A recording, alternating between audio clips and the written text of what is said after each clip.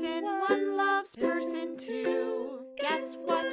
Shenanigans ensue. Person one hates person two. Guess what? Still shenanigans ensue. Person one fake dates person two. Guess what? You guessed it. Shenanigans ensue. Co-host one reports to co-host two. The name of the show? Shenanigans ensue. Yeah.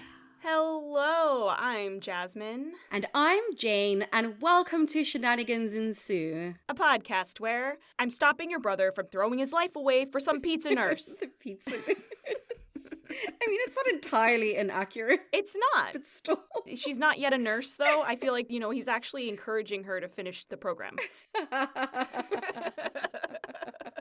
Each episode, we'll watch a rom-com and discuss its merits as a member of the rom-com genre. We'll cover well-worn classics, hidden gems, and everything in between. We'll give you our unsolicited opinion on every trope, caper, and flim-flam the film used, or maybe abused. And of course, the shenanigans! Shenanigans! Oh boy. Should I have done a shenanigans? Oh, yes, it's almost Halloween. Yes. And for Halloween, what's more terrifying than kidnapping and Stockholming someone into loving you? Especially when you don't know you've been kidnapped. Ooh. Correct. Because you have amnesia. This is a nightmare. This is a walking nightmare of a film idea. This is terrible, but so somehow wonderful. And that film, oh yes, is Overboard, parentheses, the 2018 remake.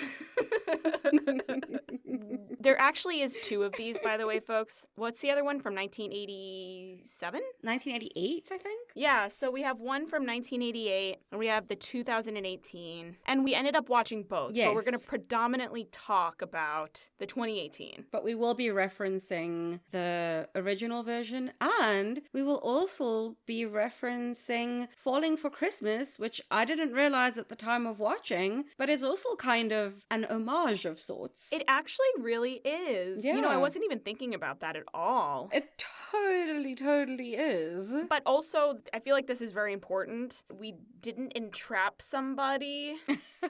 The other guy in Falling for Christmas is just a kind Samaritan who offers to put somebody up for the holidays. Yes, he's not trying to repay a debt by kidnapping someone he's interacted with previously. Literally Stockholming somebody like a psycho. Okay, I'm gonna try to be nice. Let's hit that plot synopsis.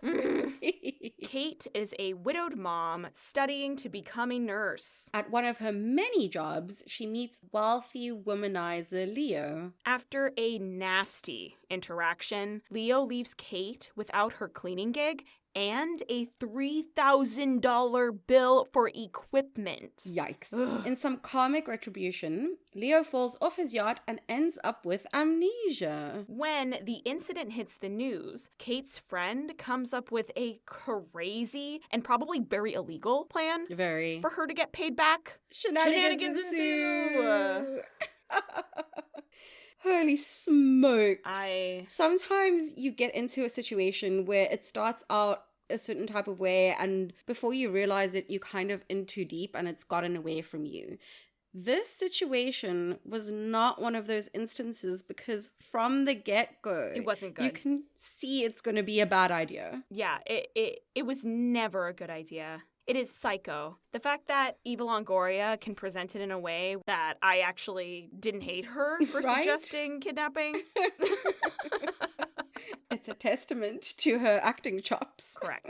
I feel like there needs to be an award. You know the Razzie? Mm-hmm. I feel like there needs to be an award for actors who do the most with shit scripts. Right, yes. Or like a shitty situation. Yeah. You know? Who can be charming, even in dire circumstances. Yeah, because I don't even actually think this is a shit script. It really isn't. It's just tough. Another actor who's good at this is James Marsden. Yes. In 27 Dresses. He could have easily come across as being stalkery and creepy. Absolutely. And he does not. Yeah. Or how in Falling for Christmas, that script was truly trash. Mhm. And they did the most. And that's the thing that's so frustrating is I wanted to like this movie really bad. I bet you can already tell where this is going. Yeah. I wanted to, though. I really wanted to. I was so primed to love this movie. Mm-hmm. Anna Faris is in it. Absolutely. I love that this movie is basically bilingual. Yes, that was fantastic. Like, give me more of that. Those Latin beats hit early and often, and I was obsessed. There was so much about it to love. It was so good. The construction scenes where he's doing the day labor stuff. A lot of his cousins and family for the guy who owns it work there, all also Hispanic. And the entire time, instead of appeasing American audiences with just speaking in English, the scenes are in Spanish, which is authentic. Yes. If you're around a bunch of Spanish speakers, that's what you're going to do, right? I loved it so much. It was honestly delightful to watch them be comfortable. Yeah. And with Leo's family as well. All the scenes between the family members were in Spanish. Yeah, it was so nice. Also, we had really great child actors in this movie, which you don't see a lot of. Those kids were excellent. So good. I was so impressed with them. The youngest one in particular, to me, was extremely good. Yeah. And then even the oldest, the emotional scene at the end when, he obviously figures out that this woman has lied to him and he's not actually married to her and he's a rich person. So he's driving away and the kids are sobbing and chasing after the limo, which as an idea is very funny. But they're banging on the windows and the eldest is truly red-faced sobbing. Like, yeah, she came to slay that day and she did. So there really was a lot to like about this movie. I don't know why it doesn't hit like it should. I mean, I have an inkling. We have some theories. There are theories. One of them that I have is that this is a movie that would have benefited from going the commedia route, in that everyone in old school commedia where you would wear masks is kind of a caricature and meant to be comedic, except the lovers. And the lovers don't wear masks. They wear lots and lots of makeup. But the lovers are the ones being very serious. And this could have been a movie that would have benefited from the lovers being very serious around each other and then everyone around them being hilarious. Unfortunately, if that's the movie that you want to do, Eugenio would have been a great actor for that, but I don't think that that's what Anna Faris is great at. No. And then alternatively, Anna Faris is very, very funny and Eugenio isn't. No. He's not good at the comedy parts. There was mismatch. They're not doing the same movie. No.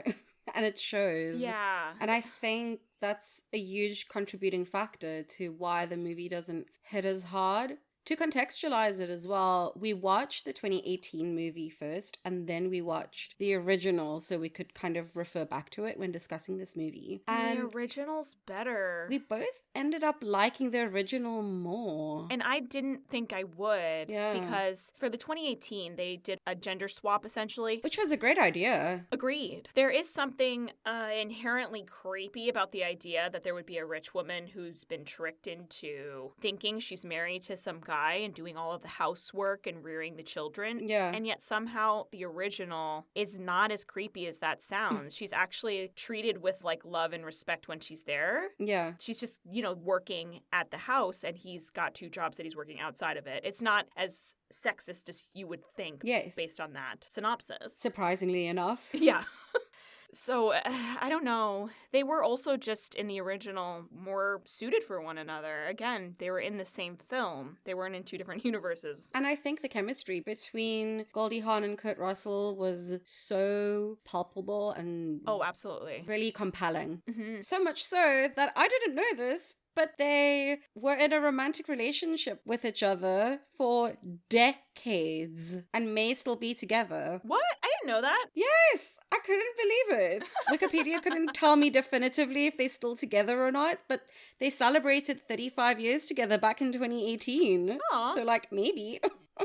That's sweet. That is sweet. Okay, see, there we go. This was a problem in, unfortunately, the casting in this case. Mm-hmm. And it's so interesting because I would not say Eugenio Derbez did a bad job. I felt like so many of his scenes were beautiful. I felt like his relationships with the kids were really good. Yes. I felt like his emotional scenes were excellent. His serious scenes are top-notch. And very touching. Yeah, but his comedy is bad. His timing is not good, unfortunately. I'm so sorry to say. I know, me too. It does hurt to be critiquing someone so specifically. Yeah. But it's the timing, the scenes, there was so much space. And then also, unfortunately, the two of them don't have much chemistry, both physically and within how they banter with each other between the scenes, so that when the physical stuff comes, it feels almost like it's coming out of nowhere. Yeah. He did a few things very funny. I thought the scene where he came back from a whole day of work and he was right by the door, ready to go if she wanted to, was quite funny. Before we get too much into the weeds of it with picking through the movie, let's hit some tropes. Okay, so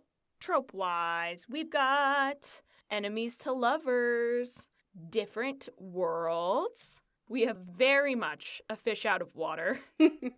Literally. Literally. And figuratively. Okay, not literally, not a literal fish, but like... But he's in a boat he came out of on the water, yeah.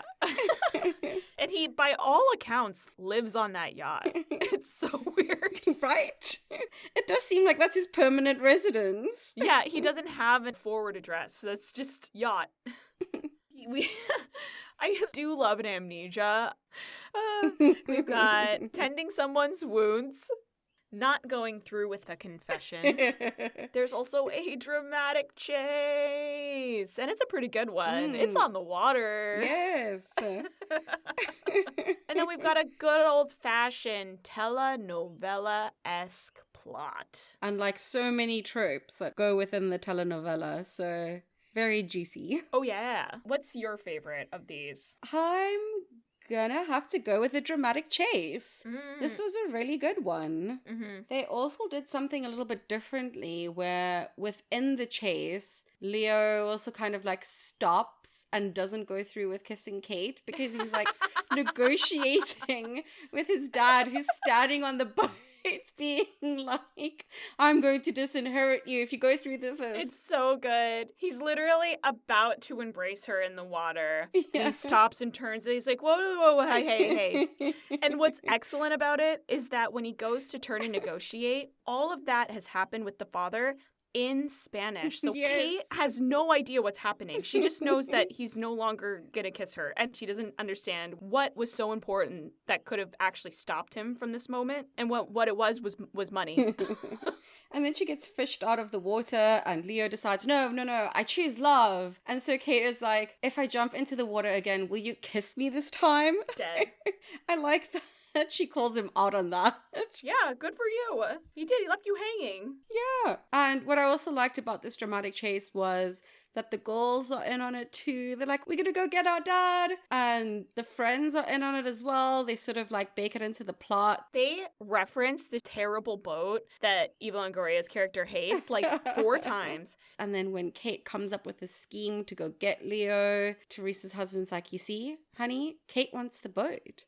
Kate needs the boat. Then they get on the boat, and the boat breaks down. Yes! And she was right. They can't go fast enough to catch up with Leo's yacht. Because he says the entire time that it was a good deal. He got an excellent deal on the boat. No, he didn't. That boat's broke.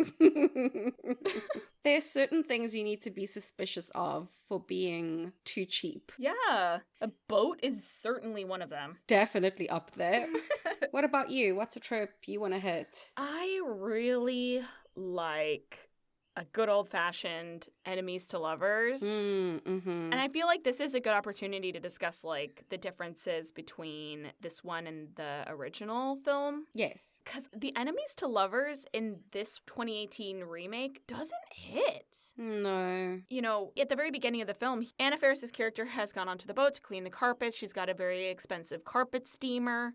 He makes a very bizarre pass at her, essentially saying that she is kind of pretty, but there's something about her face. Yeah. And there's no, like, sex coming out of it. It's just kind of clinical. I don't know if that was, like, an intentional thing, but it doesn't feel like there's anything behind it. He's not excited about it. He would just, like, do that if she were amenable. Yeah. And she's obviously not taken with that offer. And then he's so rude to her and expects her to go fetch him some food. And she's like, no, I'm here to clean. I'm not going to go get you some fruit. And so he pushes her and the very expensive equipment into the ocean. It just doesn't quite make sense. Yeah, at least for the original, you know, it turns out that the woman who's rich in the original is a total jerk because this guy has created an amazing closet. The most incredible closet for a boat you've ever seen. I don't even have that many shoes, no, but I want it. And the shoes come to the front using a crank system that then split in the center, jimmy around the sides, and then bring new shoes to the front. You could have so many shoes in a boat. Amazing. And she freaks out because it's not made of the correct wood for moths. It's not made with cedar. She literally says she's not going to pay him,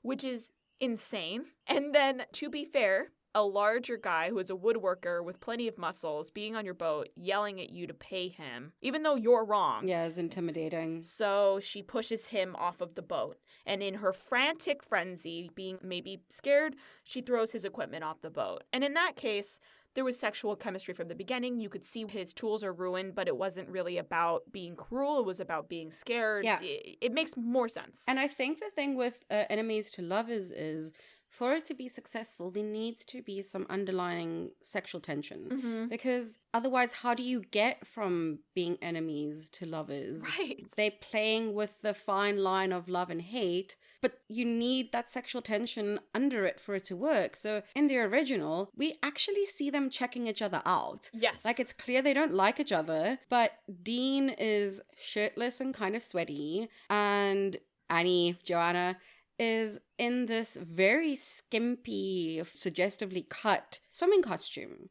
And you can see them checking each other out. So Yeah. it makes more sense that the fighting would happen and it'll get a little bit heated and aggressive. It has to be that, because the whole premise is that I am so enamored with you. There's some sort of animalistic need for me to be with you, Mm-hmm. but there's just enough irritation and hate towards something you did that's keeping me from doing that, because my brain is overruling any sort of base impulse. Yeah. And so without that base impulse pushing them together, you can't make an enemies to lovers work. There's only disdain. Yeah. Then it could just be any idiot that you're angry with. Yeah, there is something sweet about the idea that he gets put into this woman's life and he's so good with the kids. He's so good with the friends. He cooks for her, these little acts of service. There's so many things that become so helpful that you can see it kind of crack. And so I even waited. I thought to myself, oh, the chemistry will come a little bit later. And it tries to. And it's there towards the end. I think when they go dancing, I felt it sort of, Yeah. but it was just not enough. I was going to say the closest I think they get is with the dancing and a little bit when they're walking on the dock. Yeah. But then when you put it up next to the original, the fake out kiss is so good.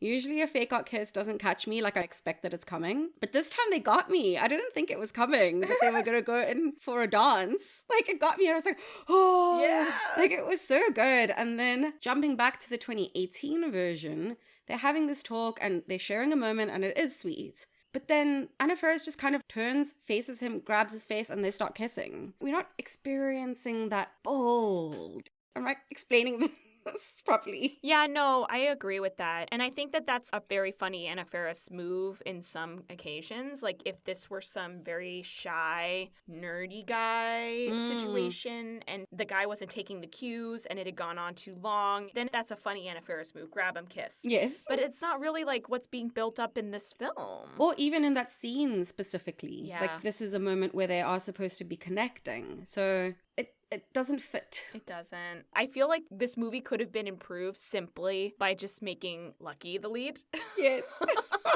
I feel like he would have been able to handle the comedy of the situation correctly. Lucky gave 2 lines, and I texted Jazz and I was like, couldn't he be the lead? And then what sold me was when Lucky is having a conversation with Leo. Oh, I love this moment. When they're hauling the dirt for the pool and they're seeing the owner of this very expensive home and they're talking a little bit about what life could be. And then the owner comes over to try to tell them to go around the long way because he doesn't want to have to look at them. Ugh, so obnoxious. And then After just saying all of that in perfect English, Lucky literally starts doing this really awful Mexican accented, I don't understand English bit, and the guy has to go find somebody else to help. The rich guy is like, oh, yes, of course. I'm sorry. Of course you don't speak English. So good.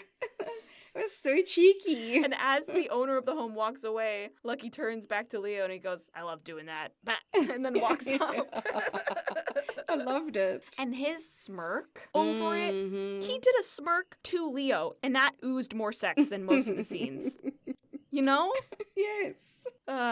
So yeah, I just don't even want to necessarily talk about the tropes in the context of the 2018. Like maybe some of them from the original, because I'm just not in love with them. Yeah, and I think that was why I paused so long when you asked me which one was my favorite. Right. And again, I don't think that the issue is with the script. And you know, the script from the original and the script for the 2018 remake has a lot of parts that are exact almost remakes. It's a very loyal remake, I will say. It is. I know we said they did a gender swap and the movie's almost bilingual and obviously it's decades later, but aside from that, it's a very, very loyal remake. There are literal moments of direct scene by scenes, just like with this new actor. Yes. There's a lot of lines that are almost exactly the same. A lot of the plot devices and plot points are exactly the same. And almost every single one I think I prefer in the original. Yeah. I wonder too, like you would think that the gender swap would be better again for sexist reasons, but I wonder if there is an element of there's something more comical about laughing at the obnoxious rich woman. For whatever that's worth, there's all these constructs, right, that make certain things a little more palatable than others. Yeah.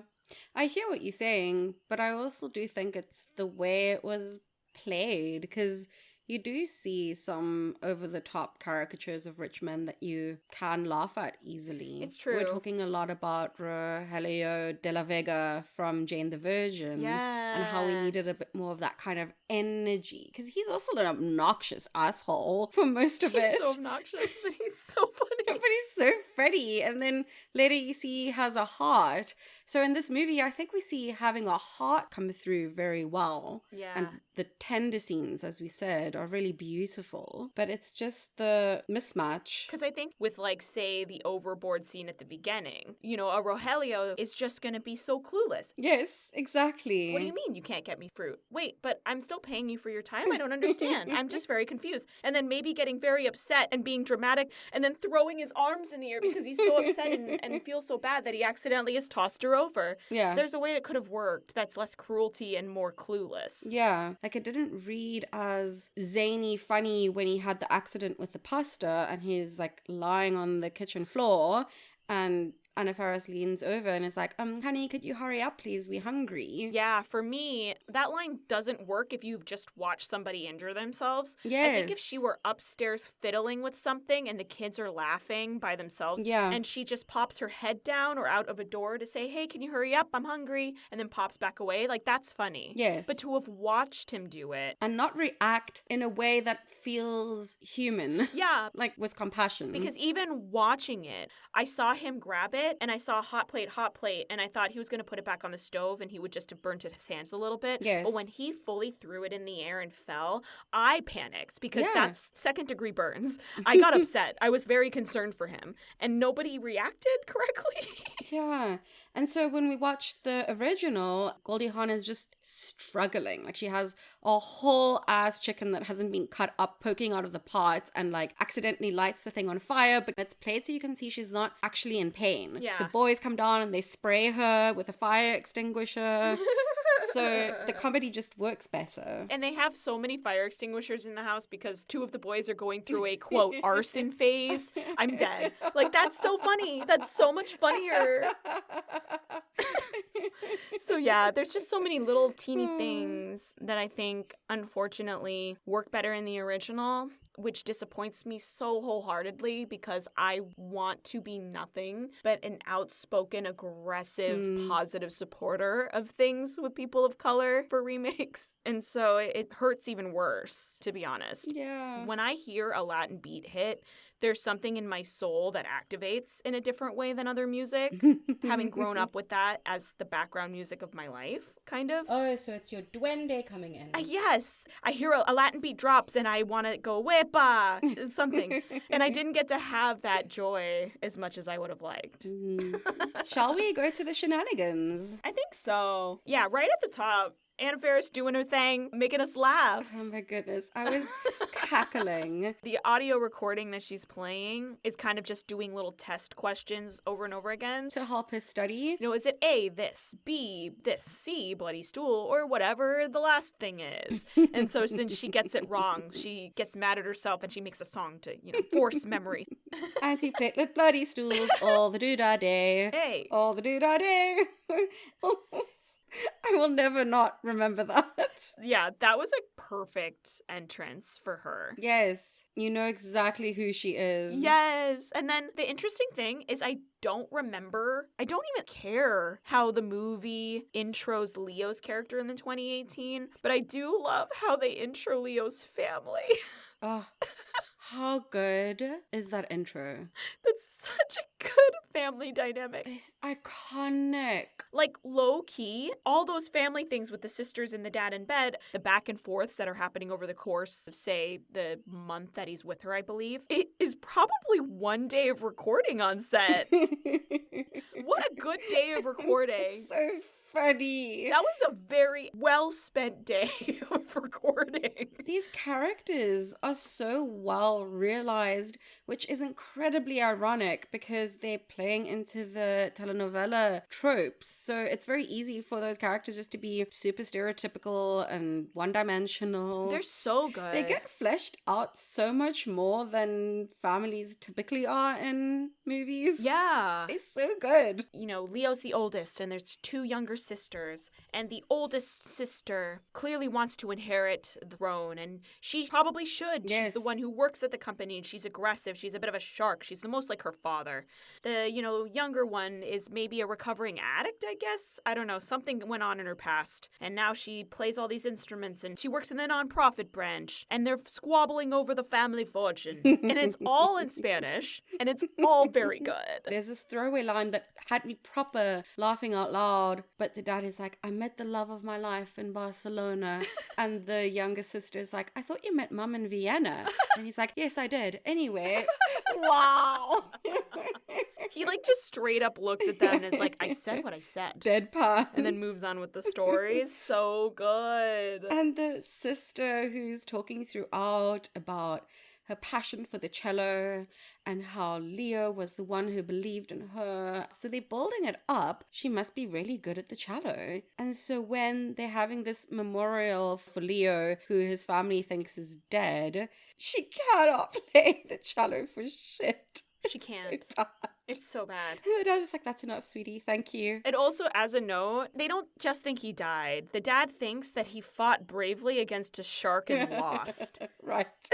Oh, and Jazz picked up on a reference to the original in this movie. I did. So the eldest sister goes to pick up her brother at the hospital, and she's walking through the hall with the doctor. The doctor, while he's looking at the clipboard, says something to the effect of, we don't get a lot of amnesias in this town. The only other one was sometime in the 80s. So they're referencing the original film in this amnesia comment, and I started crying. I was laughing so hard. I was like, in the 80s? You mean the other film? Jeez Louise, guys.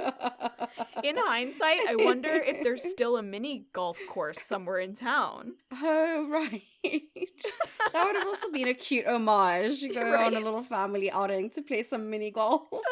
Another shenanigan that I liked was, we've spoken already about how great the daughters were, but I love that their mum went and chatted to them and got them to be in on this whole pretending that Leo's their dad. Yeah. What's really funny to me is when Kate is trying to tell Leo the truth and she goes to her daughters and she's like, tell him that he's not your dad.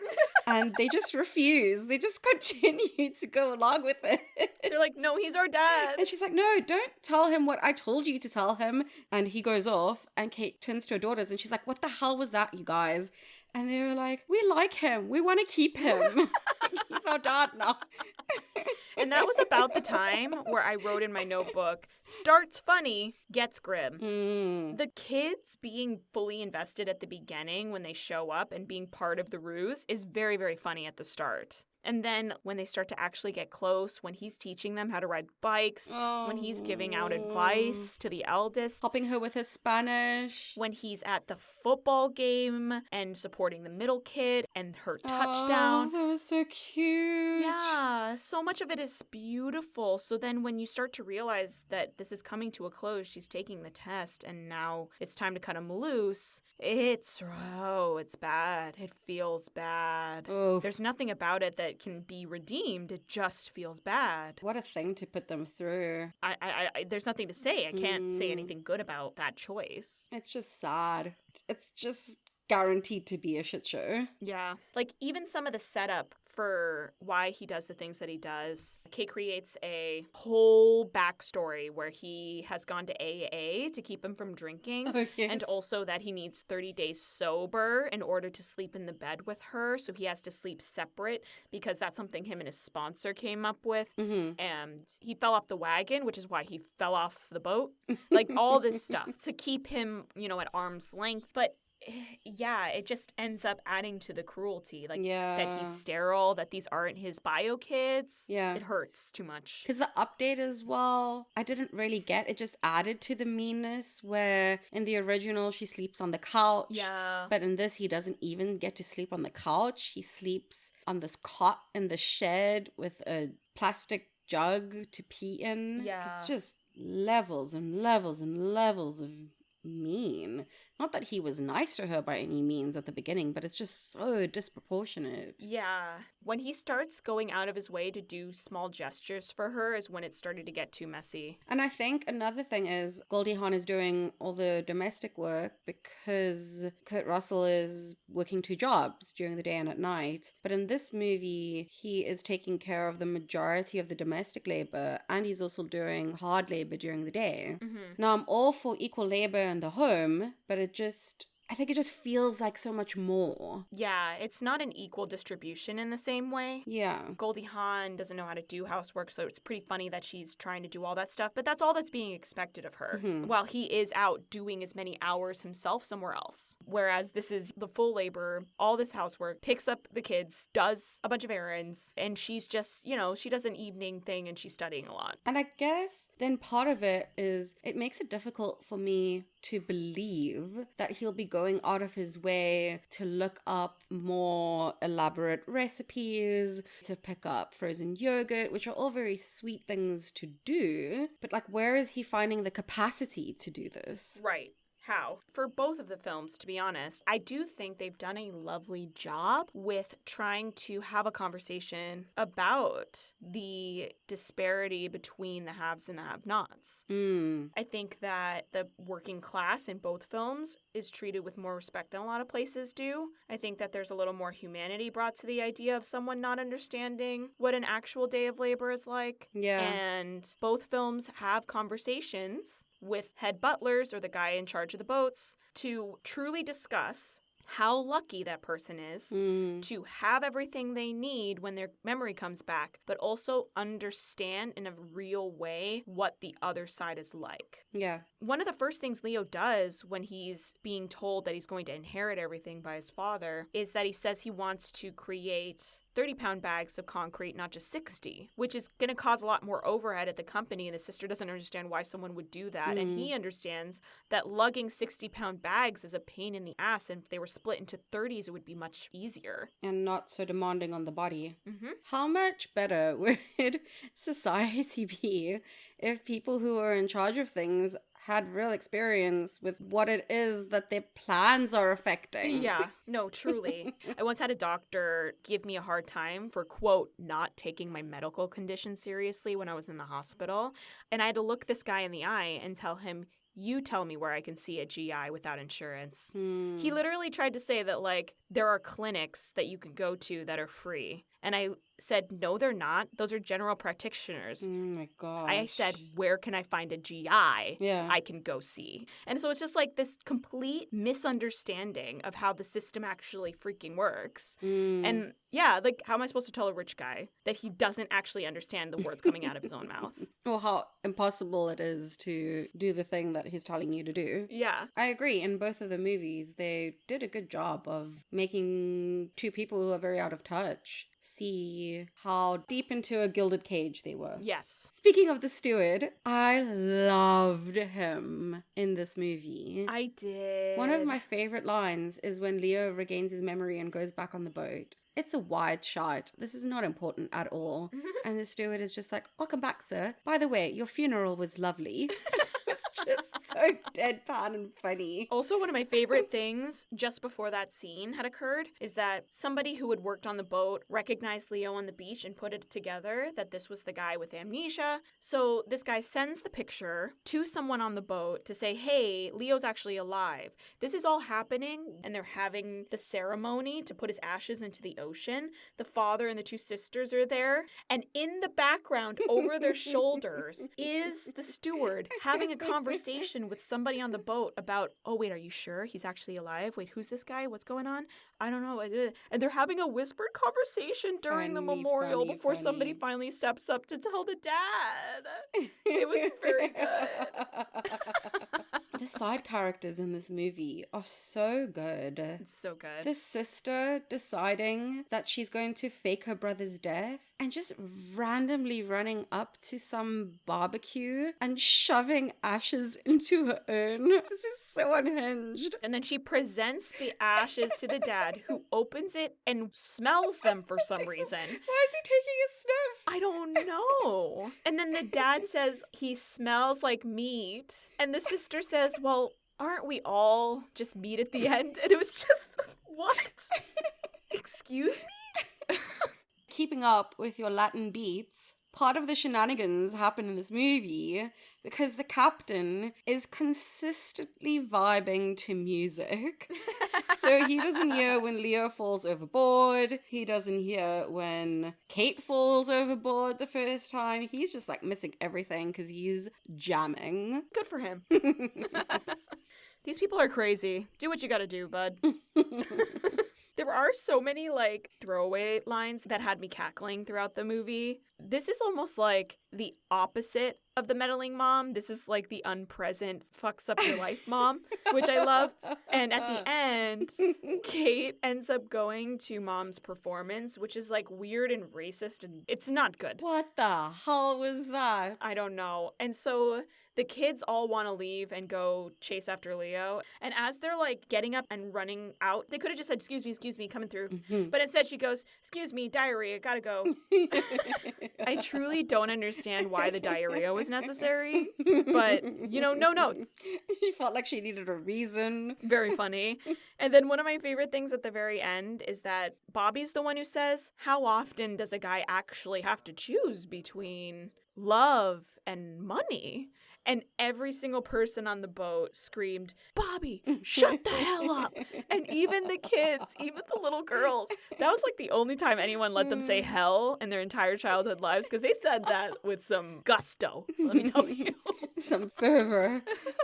At the top, when Kate goes and gets the girls from school and she's driving the car that she drives for the pizza delivery, and the eldest is like, Mom, do you have to pick us up in the work car? It's so embarrassing. And she's just like, go be embarrassed in the car. I have 5 minutes to get this across town. Yes. I do think that, like, the ending of the second one is so much better. It turns out he's lost everything. His dad has disinherited him, but he gets to keep the boat because the boat is in his name already. So they get married on the yacht. They do a zoom out in slow motion on the yacht. And the yacht has a little for sale sign on it, which makes me so happy.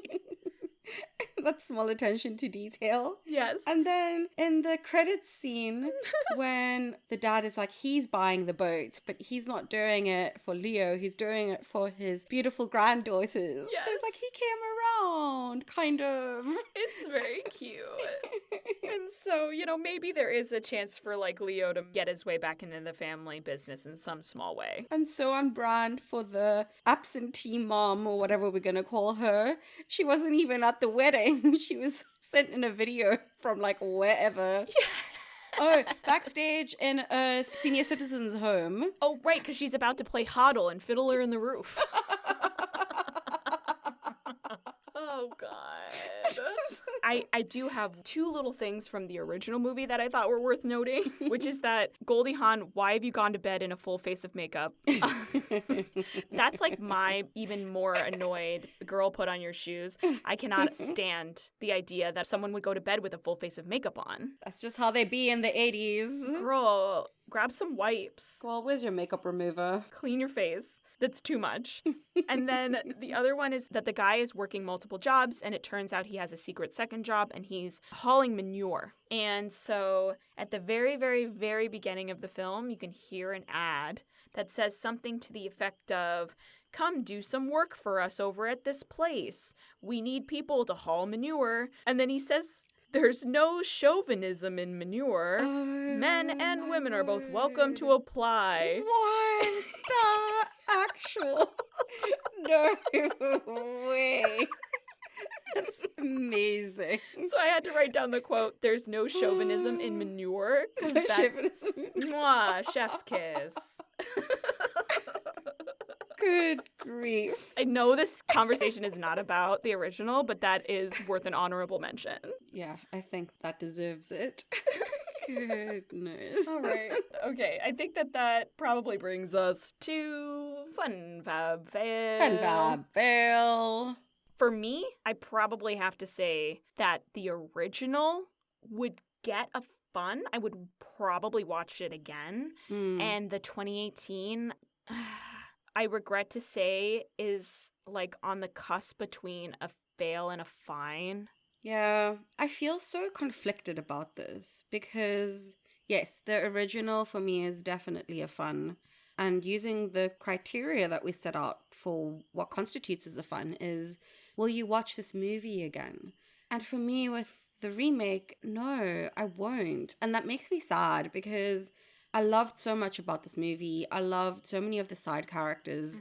There were lines that I was literally laughing out loud for. Yeah. And it missed hard. So I can't watch it again. So for me, it's also like living somewhere between a fine and a fail. Yeah. If it wasn't for how good the other characters were, it would be a fail. 100%. But everyone was so good. Yeah. All of the secondary characters were so funny. And I have a matrix for comedy, which is that I'll laugh pretty freely with other people who are also laughing. There's something about being in a group, right? Yeah, it's infectious. Laughing while watching a movie solo is pretty few and far between. If you can get some guffaws out of me when I'm watching something by myself, then it was excellent. And so I guffawed maybe twice by myself watching the first one. It was just more pleasant throughout. And for the remake, I guffawed a ton throughout the whole film. Yeah, it was objectively funnier. I don't know why. It just doesn't have enough. Yeah.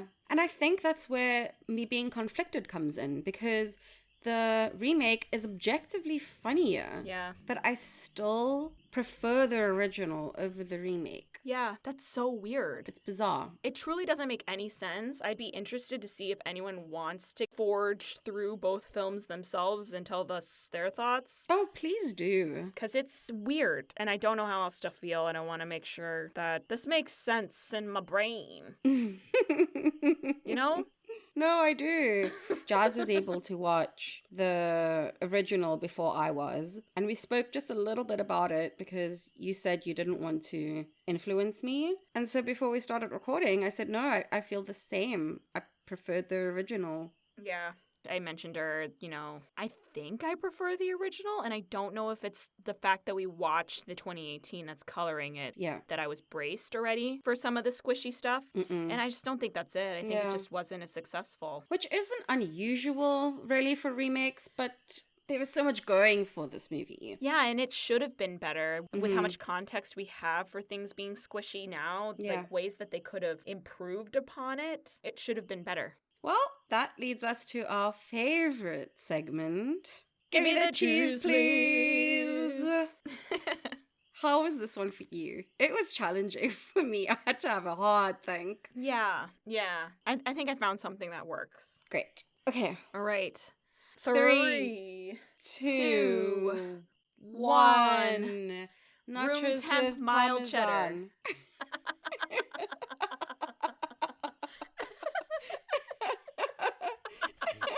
That made me so sad hearing yours. I was like, oh no. Oh no. Because, Why would you put that cheese on them? Oh no. I'm so sorry. Though that captures it. Mm-hmm. Okay, I don't even need to explain it then. As you were. Yeah. So I'll go first. Okay. I chose room temp mild cheddar. That's also depressing. When we were saying it together, I just got the mild cheddar part. I missed the first part. Now hearing the whole room temp, now I'm sad. It's so sad, right? I don't know why that makes me sadder. I know. Some cheeses you want to enjoy at room temperature. Okay, let me not step on your explanation. No, it makes me happy that you understand exactly why it's so sad. No, I get it. It makes me sad. And like mild cheddar is already a disappointment, but room temp mild cheddar? I think that it's already like such a disappointment, right? Because there's other cheeses that are so enjoyable at room temp. Mm-hmm. There's so many cheeses that are actually significantly better at room temp. But an American cheddar cheese is one of those ones where part of it is like when it's very cold, it's firm and there's some sort of pleasure in the texture of the chewing as well. Mm-hmm. And so imagine you've come late to a party and there's a cheese board. Oh, no. Jasmine. Okay. You come late to the party. There's a cheese board. It's been out for a while. The board says cheddar. And you think to yourself, this is now room temperature and it's looking a little limp and a little sad. But I'm going to have a bite of some sharp cheddar and I'll chase it with a grape. And you go in to bite that cheddar. It's going to be so yummy and tangy. And then it's actually just also mild cheddar. Girl. And like you're already late and maybe this is the first bite you've gotten and it's just This is so devastating. Yeah, whatever circumstances led you to be late to this party, you're having a terrible day and this sharp cheddar was gonna fix it up a little and it didn't. It was actually additionally devastating and you will never recover from this day now. Like I just can't describe the disappointment enough. All right? That's why this movie is a limp, room temperature, mild cheddar. I think there's something about the word limp that is just so depressing when it pertains to food. It's just... no. Well, this is an auditory experience that we're trying to convey. I can't show you the image, so I just really need you all to understand the emotional devastation of the state that I'm in, No, I'm there. Okay, good. I'm sorry to drag you all down with me, but if I have to sit in it, someone else should sit with me. Oh, boy. No, I'm so depressed. I'm sorry, yours is so depressing too. I know. That's why I'm trying to find the willpower to talk about mine, because it's depressing too. So nachos, right? Of course. Nachos are amazing. There's so much to love about nachos.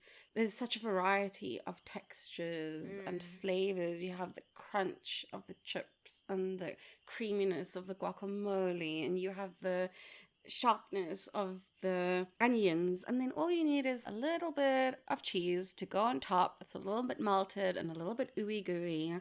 But what happens if you receive a plate of nachos and on it you have a cheese that does not have a good melting point, that does not have a flavor profile that fits with this plate of nachos, and hasn't melted properly? And don't get me wrong, Parmesan is amazing. Amazing. It's a great cheese. But it does not fulfill its role in this dish. No, it's not realizing its full potential. In fact, it's making things worse, which is so sad because Parmesan is used to being the star. Oh no, it's Anna Faris. Girl. You sprinkle Parmesan all over pasta dishes. Because it's amazing, you can't get enough. Oh no. But it's not working. Oh my god, Anna's the parm. and this plate of beautiful nachos. It's just not. It was so depressing before, and you made it so much worse. I'm so sorry. No.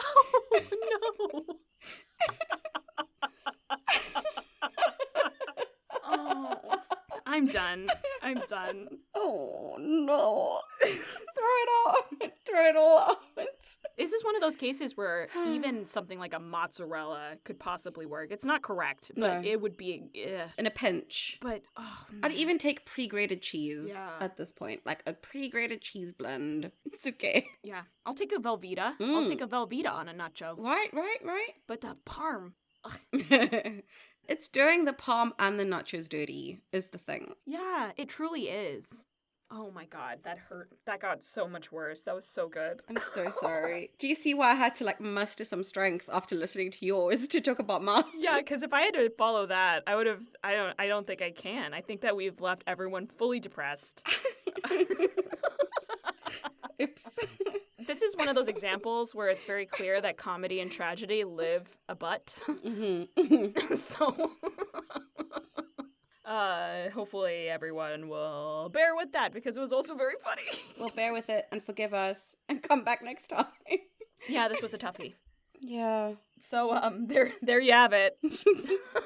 That was our discussion of Overboard 2018. Let us know your thoughts on the movie. Or movies. Yes. If you end up watching both, please. Please do. Any shenanigans we maybe missed, or what cheese you think captures the feelings. You can follow us on Instagram at shenanigansensuepod, or you can email us at shenanigansensuepod@gmail.com. We hope you'll join us next time. Really, though, please, this was a tough one. But until then, my life was richer when I was poor with you. Bye! I can't. I would never do a romantic lead. I would just not put myself in that position because I can't make a smirk that oozes sex. I can't do it. So just, like, know your strengths, you know what I mean? Yeah.